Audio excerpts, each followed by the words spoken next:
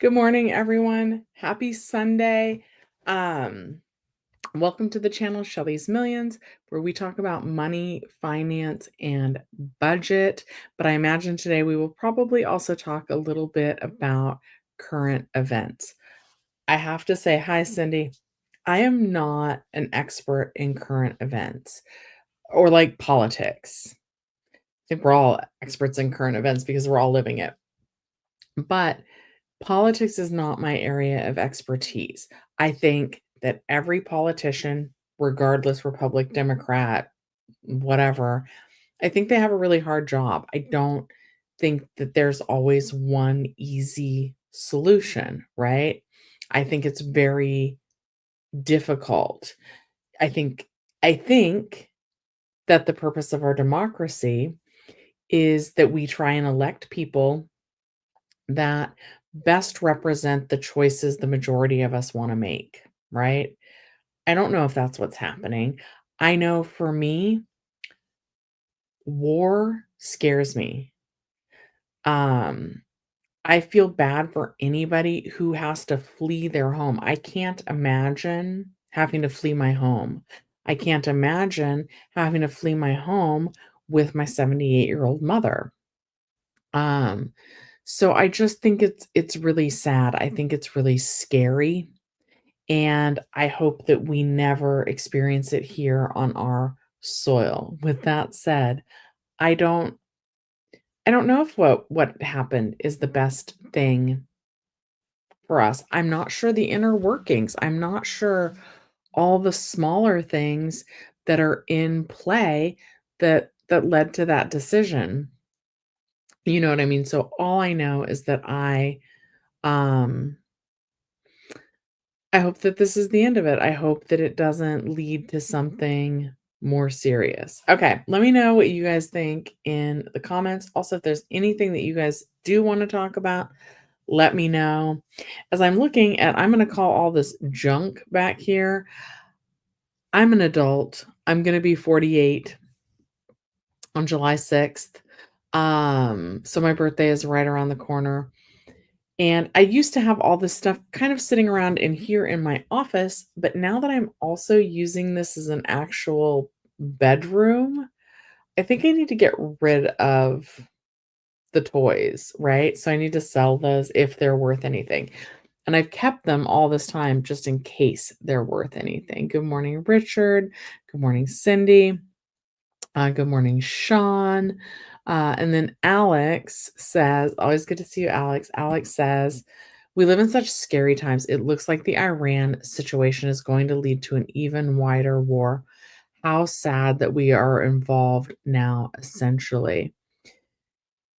Yeah, it's definitely scary. And but see, I don't understand.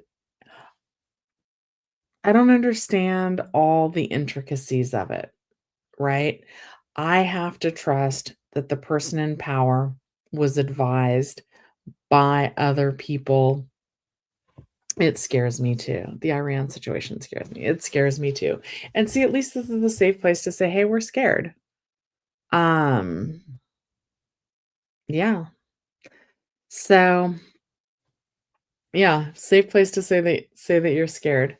Um, we could look at how I don't know. I also I can't imagine a time, and it was so recent.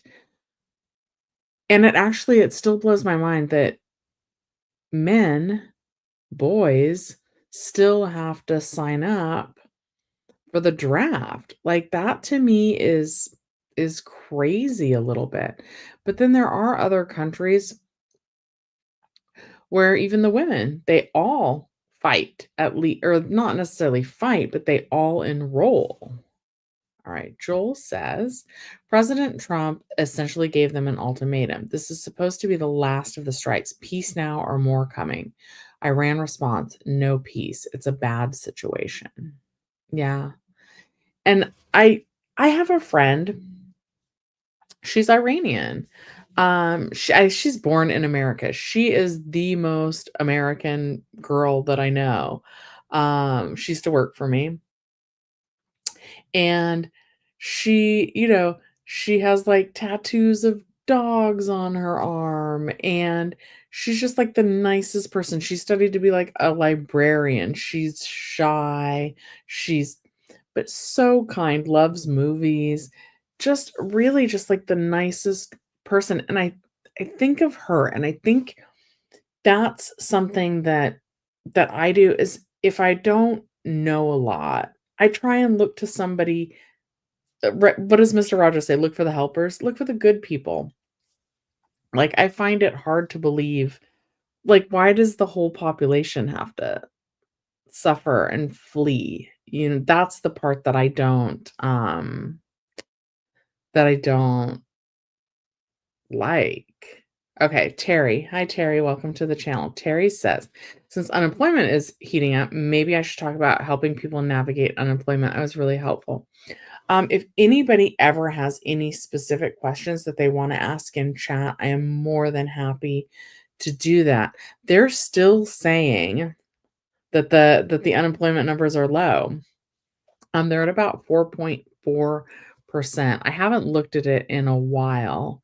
So let's pull that up. Joel says, I have a Persian friend as well, and she basically told me that the government in Iran is bad, but as for the population, they don't want war. Yeah, and from what I read, right? And of course we're not there, and of course some of it can be propaganda, and of course you should double check your sources, right? Um they told the people, like, "You need to go. You need to, like, evacuate." How many people is that? How are they gonna go? How do you just up and leave everything? That's what's scary to me. It's scary to me that a bomb could destroy someone's home in seconds. I think about what I've built, right? I just try and relate it back to something that I personally have experienced, right? This house is everything to me. I mean, and my mom, right? And I'm lucky to have her and some friends. But I worked so hard for this house. I worked so hard to change my situation. You know what's not covered in the insurance policies? Acts of war and acts of terrorism. So if something were to happen to the house, that would be it. Maybe I could watch a lot of YouTube videos and, like, learn to rebuild a house. You guys could help me through video. I really don't know. And it's just so scary that a human could could lose everything that they have so suddenly. Um, I felt the same in the fires, right? That we had. It's just devastating. People that worked so hard for that. And people are like, "Oh, well, they were rich in the Palisades." They weren't necessarily rich when they bought in the Palisades, right? Some of those are multi-generational homes where, like, the grandparents worked really hard, they bought it for a good price, they passed it on to the kids. Are those kids now generationally wealthy? Yes, most likely, but, like, that's not how it started, you know what I mean? Uh, so yeah, it's a little bit scary. It's a lot scary. And then, of course, they say that, you know, that Iran is funding some terrorist groups, and then, like, they're supplying them, and they're saying, "Oh, well, it wasn't us because we didn't do it," but they're supplying the people that did it. I don't know, but why are they doing that, right? Like, everything has a reason. I don't feel like somebody's just sitting back there and being like, "Ah, ha, ha, we'll give them weapons just because we're evil people." Like, I find that hard to believe. Right. Richard says, "Sad to see people lose their home regardless of wealth." Yeah, yeah. So hopefully, and I don't think that, like, we targeted residential areas, but the government told them, "Hey, like, right? The government told the people to evacuate. I'm not wrong on that, right, guys? Because again, politics is not my specialty, but that's the news that I saw. Okay, Alex says the best scenario is the people revolt against the leadership in Iran and get rid of that regime. It's really bad. So if it's that bad, did we do the right thing? Did we do the right thing by getting involved? I guess it doesn't really matter at this point because we're involved. We're involved now. So it doesn't that's kind of ugh, that helps my peace of mind not dwelling on things that I can't change. We can no longer go back in time. So what's done is done. I guess it doesn't actually matter if it was the right decision or not because it's done, right? So we can only um worry about what we're going to change, what we can do differently. um, we can just like with unemployment, we can call our representatives, we can call our assembly members. You can actually write to the White House. Do I think that President Donald Trump is reading those letters? Absolutely not, but someone on his staff is, so our voices, um, we have to use those in order to let our opinions be known. And again, if that regime really is so bad, maybe it's a good thing that we did this. Certainly the president, the person that was elected to make these decisions thinks it's a good idea, right? So who am I to question that? But I do question it because I don't know, right? I don't know. Okay. W, good to see you in here as well. Says the issue with Iran is they have a regime that's not going to give in to peace. The people running that country are very extreme, and it's sad that the innocent population will be caught in the middle. Yeah, yeah. Uh, why though? Why? Is it um is it an interpretation of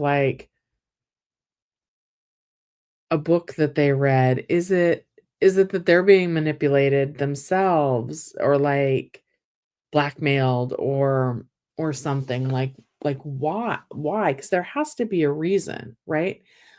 I don't think that I don't think that people are inherently bad, right? I don't. So, they must believe that what they're doing is the best for their people, right? They wouldn't I just like whether I like Donald Trump or not, whether you like Donald Trump or not, I don't think that he would purposefully make choices that would purposely hurt people. I do think or the American people. I do think that sometimes politicians, I think that this is literally their job is to make really tough choices about how to divvy up what little we have. And in that process, it might mean that someone gets less. The thing is, right, and I've done this before. I can probably easily name 5 causes that could benefit from more money. Teachers, and we'll lump teachers in with school lunch programs. Um, Everybody complains about the potholes in their roads, right? So, potholes in the roads. Then another big one right now, homelessness. But even if you have the funding, where are you going to build sustainable shelters and lasting help for the homeless people? Because the problem is there is some money already for these programs to happen, and then the builders try and build a homeless facility, and the residents in the neighborhood are like, "Not in my backyard." So, the homeless problem. Then I love animals, right? And so where eh, how do you help animals? And then, maybe seniors. And that's just 5 really, really quick things, like a lot of people Seniors are living off of really small fixed incomes. They're not getting the proper health care. They're waiting too long for the appointments. Sometimes maybe they need to go into nursing facilities, but they're not money for that. So those 5 programs, I also love the ocean. There's 6. There's a lot of things that I love that require government assistance. If you only have $50 and you just remember the 6th thing, the ocean, one of them doesn't get funded. So, Joel, I didn't get my oil pan fixed yet on my Prius. Sorry, guys. So normally we don't if you're new to the channel, we do not normally talk about politics because I'm not really well versed, right? I don't understand the inner workings. I just try and see the good in people, and I try and hope for the best, and I try not to dwell on things that I can't change, right? It's kind of my philosophy. Um And I don't think it's easy being a politician. I certainly don't think I have the answers. I don't think there's an easy answer. I don't think there's one answer. I think there's a couple different choices, and I hope, at least here in America, that that our president is looking at all of his choices and then making an informed decision on which one is the best for all of us. And I do believe that. Um, and I do believe that, unfortunately, you can't make everybody happy, and so at some point down the line, there's gonna be some things that upset other people. Okay, so we normally talk about finance, budget, money. Okay, one of my philosophies this year, one of my mantras is health is wealth, right? It's not nothing new, it's not, like, life-changing. So I've started taking it's called Zepbound, and it's like Ozempic. I just started. I don't know how that's gonna go. My doctor recommended it. I don't have diabetes yet. I do have high blood pressure. I'm having plantar fasciitis. I just scheduled a surgery for something called trigger finger. My finger gets stuck closed, and then I have to pull it open.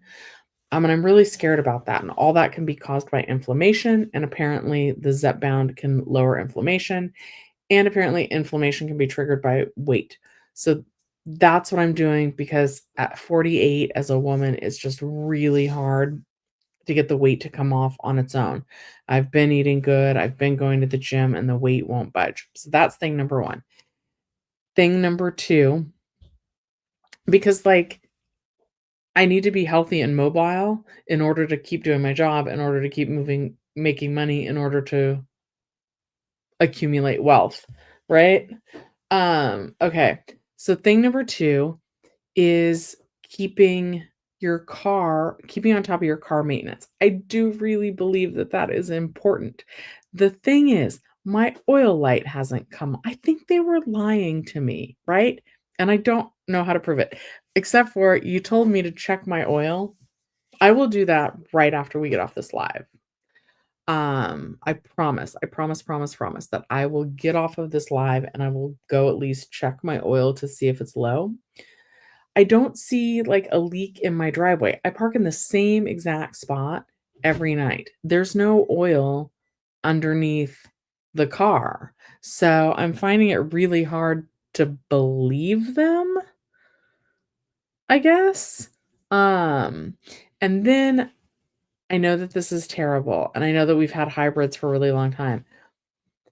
But usually there's a pretty good deal at the dealership. You can prepay. Oh, here's another thing. Anytime you can buy the package, like 3 oil changes for X number of dollars, where they used to have like lifetime alignment, get the lifetime whatever. There's like a meme about this woman. I want to say she bought from like Sears or JCPenney or something like that. And she would get like the lifetime warranty on the parts, and they've honored that even as they've changed hands. So it's worth it to spend up front for lifetime alignment. If you can get like lifetime tire rotation, um, it is worth it to do those. Now, not extended warranty, that's different. But lifetime services on your car are worth it as long as you're gonna keep your car, in my opinion. Okay. All right, Joel, I will do it. I promise. As soon as we get off this live, I will do it.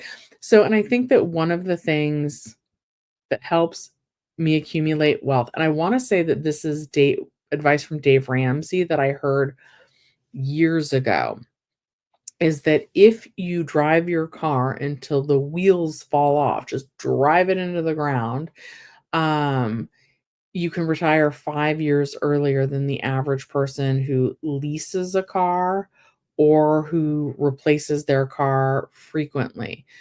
So my car is a 2013, so that's my car is 12 years old now, still running perfectly. I have the Toyota Prius C. I did have to replace the hybrid battery, um, but it's still running like a dream, and I don't have any plans on replacing it anytime soon. So I need to keep up on the maintenance. That's what's preventing me from having to buy a new car. So Joel says, check my oil dipstick often. I may need to top it off more than usual if there's a leak. Whatever you do, don't drive with very low oil. You'll destroy your car. Okay. And my mom and I just went on like a moderately long trip, like 77 miles or something like that. Wouldn't my oil light come on in these new cars though? Like, and I'm like, these new cars from 2013, but I feel like like it definitely has like an oil light. Even like my old car had like it has the, like the genie in the bottle icon. So, I will check it as soon as this live is over. I did just also, you want to take care of like things like headlights because you don't want to get like a ticket. I drive a lot at night because I work nights. So, a lot of times I'm driving home and it's dark and I pass a lot of cops on my way back to my house.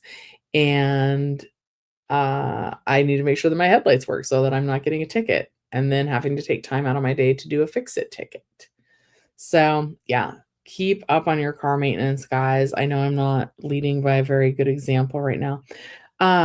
Richard wants to know what year is my Prius and how many miles are on it. So I have the Prius C, which is the smaller of the two Prius models.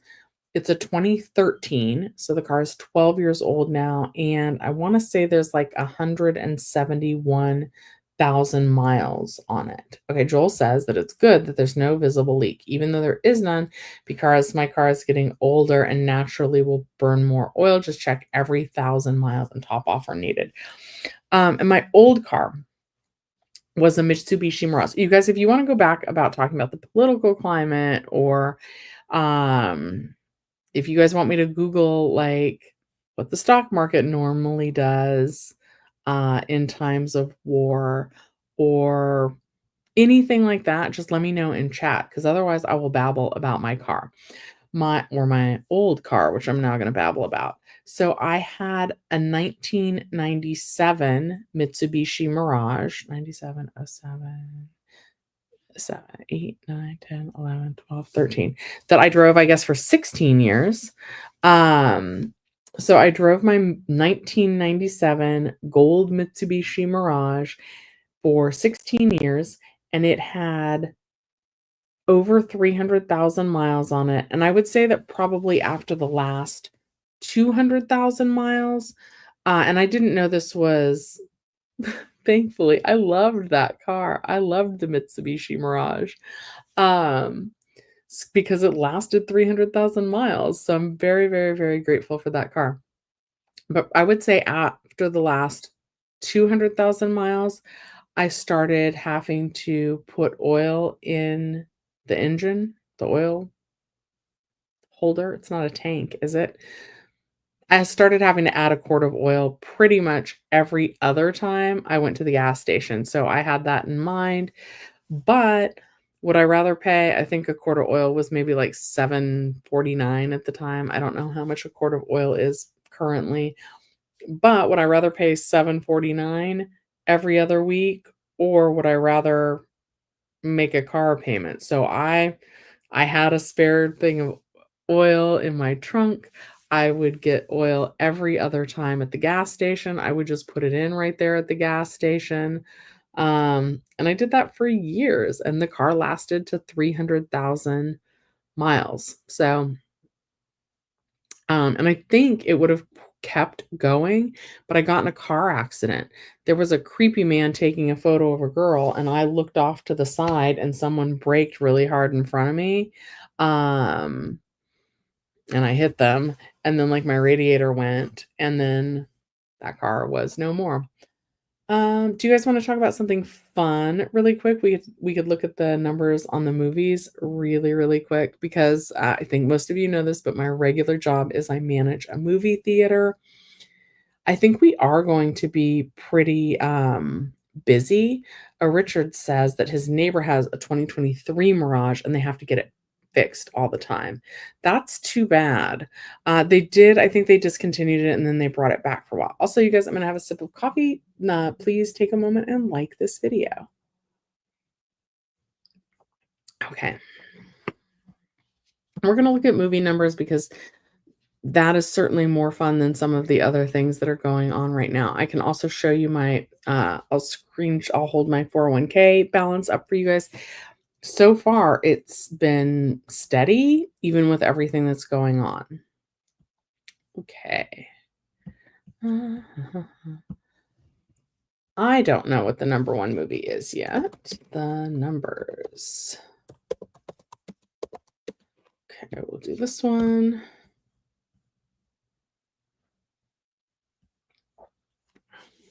All right. Ooh.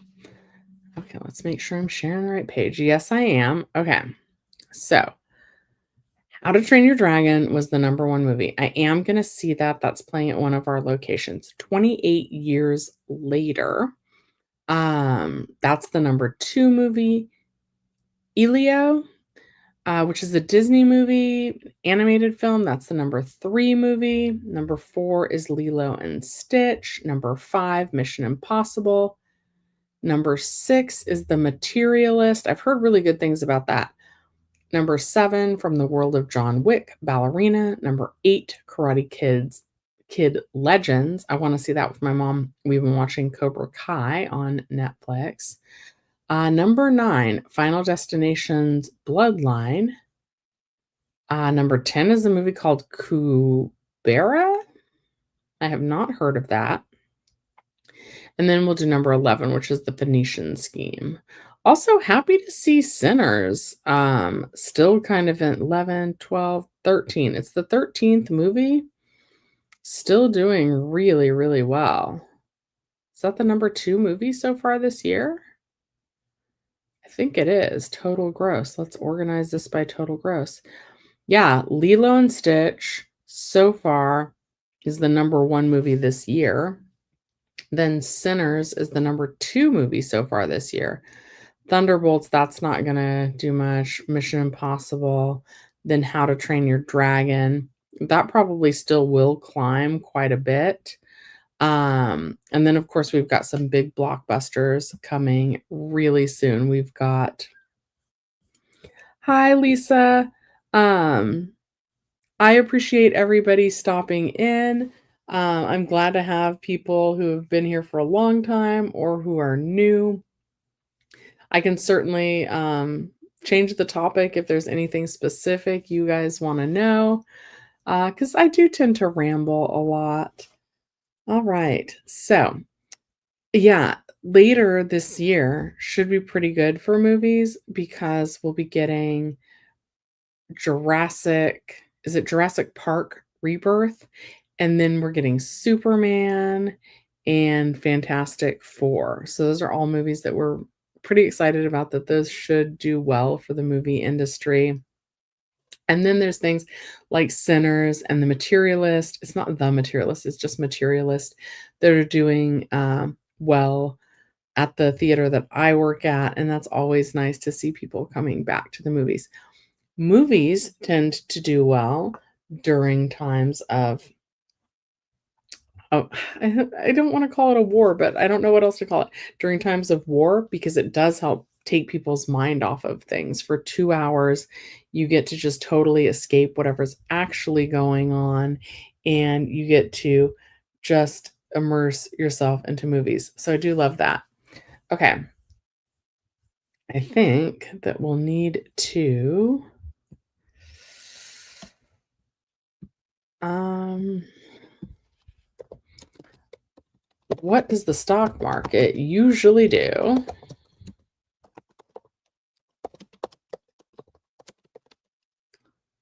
Usually do during a war. Interesting. Okay, the AI overview. Let's make sure I'm sharing. Yes. Okay. Who's my favorite actor or actress? That's a good question. I don't know. I have to think about that. I like Helen Mirren is a good one. She's amazing. Oh, and I had somebody, but now I lost it. I like Emma Stone. I don't think there's really an actress or an actor that I don't like. I like Steve Buscemi as an actor. He's just got like an interesting face and a voice. Okay. So during a war, the stock market typically experiences heightened volatility, meaning it's going to go up and down and all this, and can react with initial declines due to uncertainty and risk aversion. However, historical data suggests that the market often recovers and can even see gains in the long run, particularly in sectors that benefit from wartime spending. Defense stocks, for example, often see increased demand and rising prices during wartime. Again, this is still the AI overview, which I've definitely starting to see things in these AI overviews that are not correct. So take this definitely with a grain of salt. Short term effects are initial decline. The immediate onset of war can trigger sharp sell offs as investors become risk adverse and seek safer assets. Increased volatility, uncertainty about the war's duration, impact on the economy, and potential for escalations can lead to wild price swings. Shifting investor sentiment, investors may move away from riskier assets like stocks towards perceived safe havens like gold and government bonds. Long term effects in recovery and growth. Despite initial drops, the stock market has historically shown resilience and often recovers, with some sectors experiencing significant growth.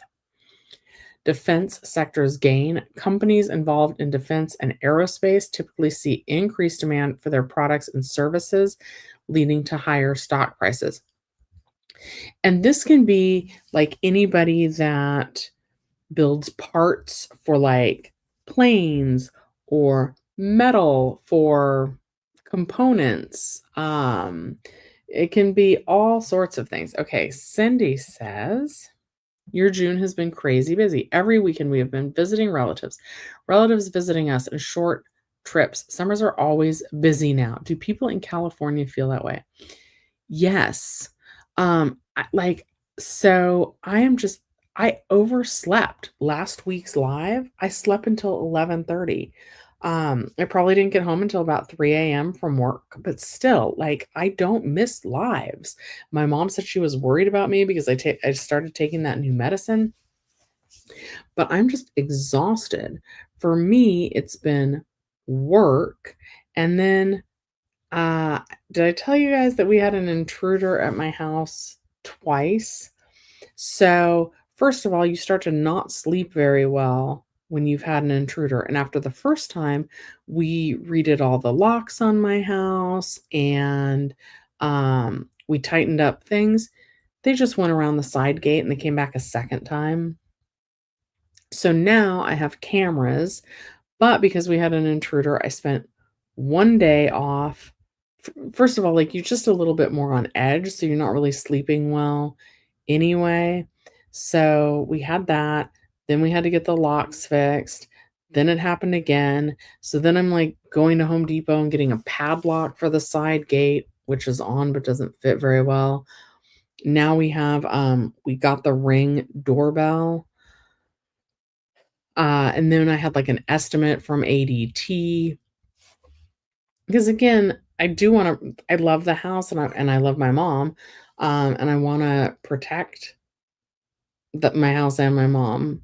So in terms of like actual robbery, I don't really have. I mean, what are they going to do? They're going to take the Beanie Babies. Good luck. You guys sell the Beanie Babies because I can't figure out how to do it. Um, It's interesting.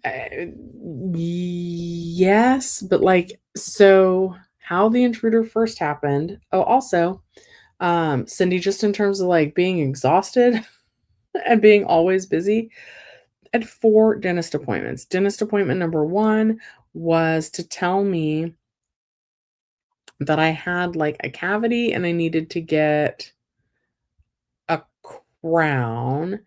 Dentist appointment 2, was to actually make the mold of the crown. Dentist appointment 3, no. The first one was when they notified me and they put the temporary crown in, then the crown came back and it cracked. Then they got that crown back a 3rd time, but they didn't the doctor called and was like, "I still don't like the way this crown looks, so we need to order another crown, and you have to come in and get another mold taken." And, like, I thought they were just gonna, like, be in and out real quick, but they had to totally numb me for that. It took, like, 2 hours. I was crying, not because, like, it hurt necessarily, but I was just frustrated by that point. I thought it was, like, an in and out appointment, and then 2 hours later, and I had plans to have dinner with my mom, and I had to, like, not do those plans, and then 4 to get the actual crown on, and so it just seems like and also, guys, do I need to find a new dentist? Like, I'm so mad that the crown cracked. But he didn't charge anything with my insurance. My other dentist that's further anyway, yes, the point is yes, busy and just kind of exhausted all the time. Police do patrol the neighborhood, but here in California, there's a big push to defund the police. They're not just out there. I don't know. And we also have, like, in downtown Los Angeles, also anybody that's out of state, I think that they're really like, "Oh, all of California is rioting because of the ICE protest." Excuse me. But it's not where I am, it's not that bad. You can't tell at all that that's going on.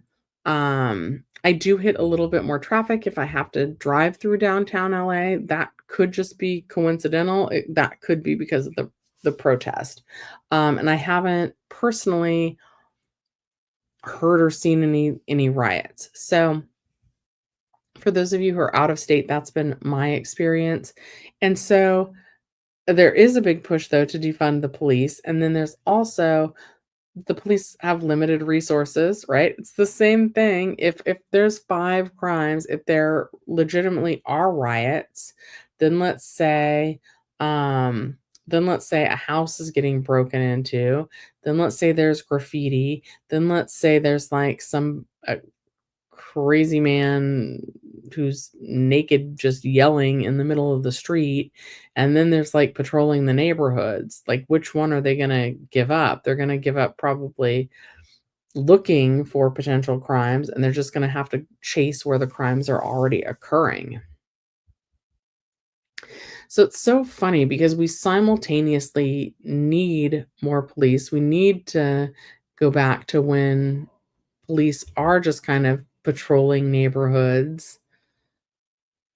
But I'm not sure that that's what the people want. Um, I don't know. I don't know what they wanna replace them. They wanna defund them. I think because sometimes, right, we definitely see in the news where some policemen abuse their power. And so the people, or some people at least, don't want to be using their tax dollars to fund, like, violent police officers that are going to abuse their power, right? Um, why would I be giving you my tax dollars to go out and treat somebody poorly? That's not what the police are supposed to to do, right? They're supposed to be able to protect us. Um, and many, many, many Californians do not feel protected by the police. And I think that that's really sad. I think that it's sad that some parents have to tell their kids, "Hey, be careful if you like, think before you call the police." I mean, you should only call the police if there's a real emergency, but it's sad that some parents have legitimate reasons to be like, "Hey, make sure that it's a really bad emergency before you call the cops." Um, but yeah, then I just don't think that there's as many people applying for police officers, but this makes me happy. Um, the maintenance man at my movie theater. Guys, I didn't grow up with a dad, so I say this all the time, and, like, now that I'm getting older, I'm like, "Hmm, is this weird?" But I kinda think of this guy as, like, a father figure because I've known him since I was 18, which is pretty young. Definitely like a older, cool uncle who just knows how to fix everything. He actually came to help me, like, with my locks and the security cameras and all of that kinda thing when my house got intruded upon. Um, like, I really feel like I can rely on him and that he helps keep me safe, and he's just, like, a good guy, like, a good guy, and both of his sons are gonna apply to be police officers, and that's the kind of person that's raised by a good, kind dad like that. Those kids are gonna make excellent police officers, and I hope that they both get in. Um, but sometimes people's intentions aren't good when they want jobs and power, right? So, yeah, so police don't patrol my neighborhood all that often.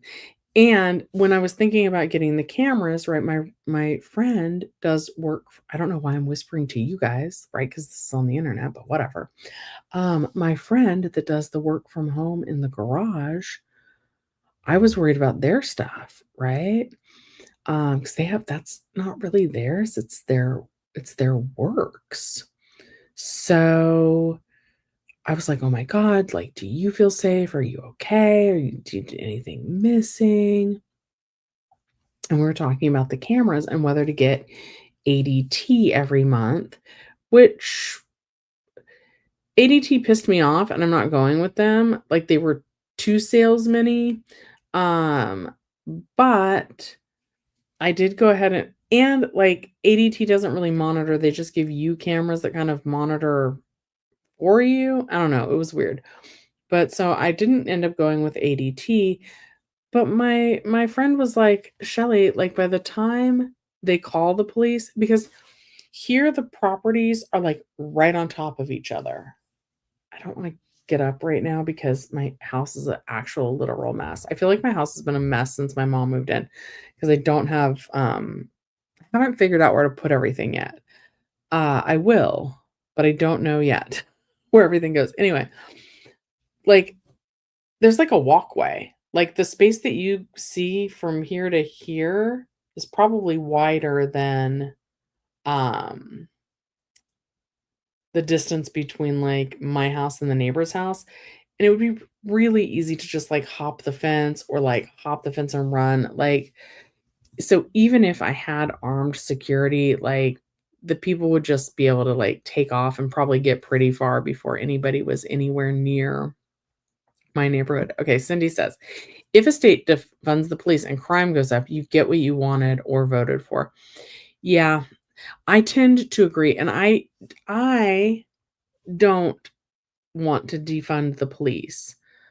I want to fire corrupt police. I want to try and figure out how to Hi, Joy and Joey. I would like to try and figure out how to not hire the thing is, like, for my friend's 2 sons, I had to write a letter of reference for them because they've done some work at the theater also. So you get letters of reference. I feel like the police office hiring process, like, I feel like they're trying to make sure that, um, they're hiring the right people, but I also think okay, you this is not a story I tell a lot, but I have told it before on the channel. I got robbed when at work or doing a work activity. We were taking deposits, we don't do that anymore, but, I got robbed at gunpoint, and we caught the person. Um, and that almost was worse mentally for me because I was like, "Oh my god, what if he told his friends? What if he's mad that he got caught and he tells his friends and then they come after me? What if he what if he tells other people where we are? What if this? What if that?" And for a while, and I don't wanna say what they look like because I believe wholeheartedly, even if it was like a white lady that would have done this to me, um, when I saw other white ladies coming towards me for a period of time, I think it would have made me nervous. But for a while, when people who looked similar to the person that robbed me would walk towards me, I would have, like, kind of like anxiety, and I would be, like, hyper alert and hyper aware. I didn't treat anybody any differently, but, like, internally, like, I felt differently, and I felt it's probably smart, right, to, like, be extra aware of your surroundings. They tell you that all the time to this was years ago. This was years ago. I don't even remember how long ago. Years and years and years ago. Uh, yeah, so PTSD is real, but I would just like to call it, like, being hyper aware, being extra vigilant, because you don't know. You don't know what someone else's intentions are, right? I tend to like to think that everybody is good. As a matter of fact, when we were getting robbed, right, policy used to be like you would walk with at least one other person. But back then, I smoked cigarettes. So we all of the cigarette smokers back then, we all wanted to go take the deposit because it meant like an extra chance to get out of the building and smoke a cigarette. So there were actually like two other people with me, and it took us a while to realize that, like, we were actually getting robbed because I was like, "Oh, is this your friend, like, making a joke?"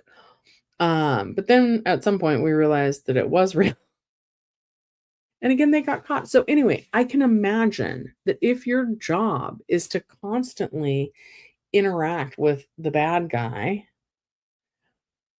and especially if you have something bad happen to you or your partner when you're out working at your police job, it is easy for me to imagine that maybe a police officer would get extra jumpy. And you know what you don't want is an extra jumpy police officer that's working all the time in, like, high risk situations like that, right? I think that that's a bad recipe, so I would love some sort of system where if a police officer's out in the field and they have, like, a gun pulled on them or something or on their partner, or they witness something really bad happen to someone else, like, if they could rotate those people out, "Okay, you had something traumatic happen, so now you're on phones next week." Like, just, like, a little bit of time and separation, and maybe there's training for that, right? I don't know how that training would go, but maybe there's training for that.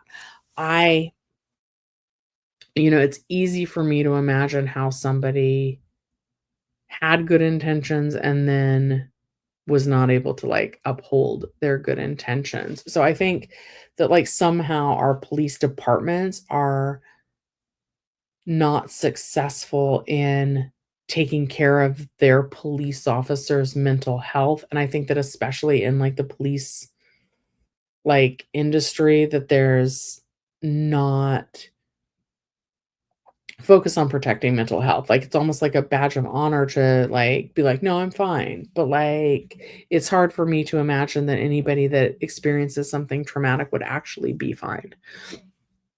So, I think we should hire more police so that we could rotate them out more. And maybe they get extra pay or something, like, if they have something traumatic, and maybe they don't go on phones, like, maybe they take a whole week off. If police get, defunded, some officers will be laid off. How do you replace them? That's the thing, right?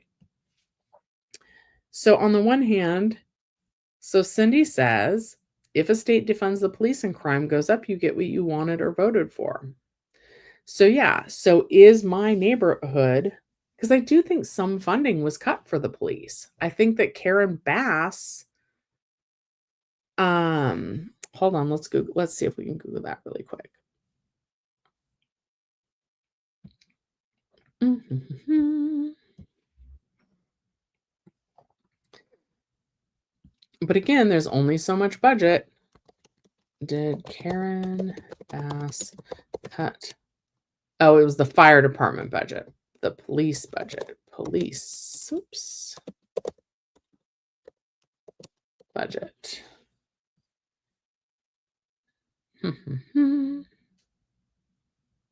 June 7th. Okay, let's look at this real quick. Okay. Mayor Karen Bass says she has reached a deal to restore police officer hiring, which indicates that for a while it was paused. Los Angeles Mayor Karen Bass has reached an agreement with City Council President Marquise Harris Dawson to find the money to reverse the cuts to police hiring made last month by the council. On Friday, Bass signed the 2025-26 budget approved by the council, which reworked much of her plan for closing a $1 billion shortfall. Among the council's changes to the mayor's spending plan was a reduction in the number of police officers hired in the coming fiscal year, which would drop from 480 to 420. Or whoa, wait, what? From 480 to 240? So we were going to hire less than half of the firefighters? Oh, Bass cut. Yeah, she definitely cut the firefighters. But then they're also saying there was a $1 billion shortfall. So what other program got cut in order so that we could fund this? And that's why it's never easy. Okay. The following day, as part of her signing announcement, the mayor highlighted the separate deal with Harris Dawson, saying it would ensure that council leadership will identify funds for an additional 240 recruits within 90 days. The budget year begins July 1st. The money for the additional officers would be allocated within the 90-day deadline, said Bass spokesperson Zach Zeidel. No one gets everything they wanted, Harris Dawson said in a statement. There is still more work ahead, especially our commitment to work with the mayor to identify the funds for an additional 240 recruits within 90 days. Restoring the 240 police recruits would require the council to free up an additional $13.3 million for the coming year. In 2026 and 27, the cost of those officers who would be working their first full year would grow to about $60 million, according to a city estimate. Bass proposed a budget in April that called for laying off about 1,600 city workers, 1/4 of them at LAPD. 4, 8, 12, 16. So 400 from the LAPD. The council voted last month to reduce the total layoffs to 700, in part scaling back the mayor's hiring plans at the LAPD and the Los Angeles Fire Department. During their deliberations, council members said a slowdown in the hiring of police officers would protect the jobs of other workers at the LAPD, including civilian specialists who handle DNA. Can I spell that out? I don't know if I can say that word on YouTube. DNA kits, fingerprint analysis, and other investigative tasks. Bass, in her statement, thanked the council for coming together on this deal and working together. Sorry, I'm scrolling some of it. Every dollar has to come from somewhere, and if push comes to shove, there are very different opinions about what would be cut to pay for this priority.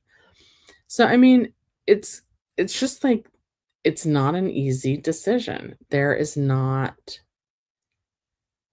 enough money for everything that we need. So certainly we shouldn't defund it more. But like you hear crazy stories about teachers and what they need. My mom and I just started watching Abbott Elementary, right? And it is about an elementary school that does not have the funds that they need. And one teacher who really cares and she's trying to like fix it. We're only like 2 or 3 episodes in. But educating our kids for the future or keeping our neighborhoods safe now? They're both really important. That's the thing. And I know I put in like animals. Obviously, we would choose people over animals, but any animal lover, like we don't want to see that money getting cut. But, like, man, where do you cut from? That's the thing.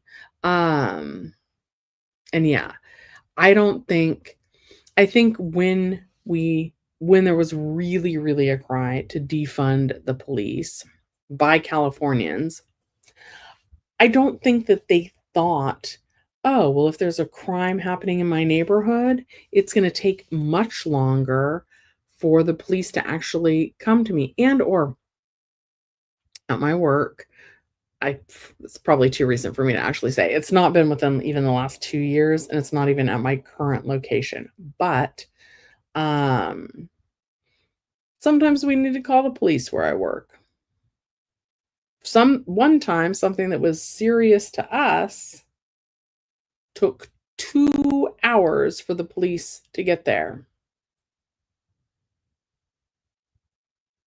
The thing we needed the police for had long been over by 2 hours later, but because it happened at work, we still needed to fill out the report, so we still had to have them come and take time. That was a waste of their time, quite honestly. Like, I mean, I understand that our company needed the report to, like, take a statement, yada, yada, yada, so it wasn't a waste.